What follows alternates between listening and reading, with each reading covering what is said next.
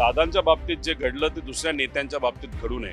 त्याच्याचबरोबर दुर्दैवी गोष्ट एवढीच की आम्ही VSRच्या विरोधात लढतोय आणि तिथं सुनिद्रा काकींचं जे काय ऑफिस आहे, जे कार्यालय, जे अधिकारी आहेत त्यांना एवढं कळत नाही की नाशिकला जाताना ज्या विमानातून त्या चालल्या होत्या ते सुद्धा VSRचंच होतं. त्यामुळे या बाबतीत कुठेतरी काळजी घेणं फार महत्वाचं आहे. जर लेअर जेटच्या बाबतीत नाही तर जे काही ऍक्सिडेंट झालेलं अजितदादांचं विमान असेल, 23ला झालेलं ऍक्सिडेंट असेल आणि याच्या आधी काही गोष्टी तिथं घडल्या होत्या, याच्यामध्ये जर VSR हे इन्व्हॉल्ड असेल तर मग एका विमानाच्या बाबतीत जर काम चुकारपणा ते करत असतील तर मग दुसऱ्या विमानाच्या बाबतीत सुद्धा काम चुकारपणा करू शकतील.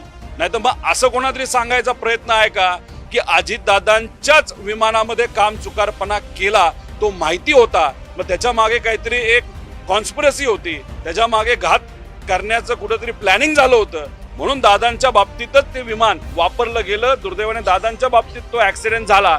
ही गोष्ट काही लोकांना माहिती असल्यामुळे त्यांच्या मनामध्ये असेल की नाही, दादांच्या विमानामध्ये मुद्दामूनच ते आपण क्रॅश केलं, बाकीचे विमानं हे क्रॅश होणार नाहीत VSRची, म्हणून हे बाकीचे नेते VSRचं विमान वापरतात का? मग कुठेतरी आतली एखादी गोष्ट या नेत्यांना लोकांना माहित आहे का असा प्रश्न साहजिकच त्या ठिकाणी निर्माण होतो.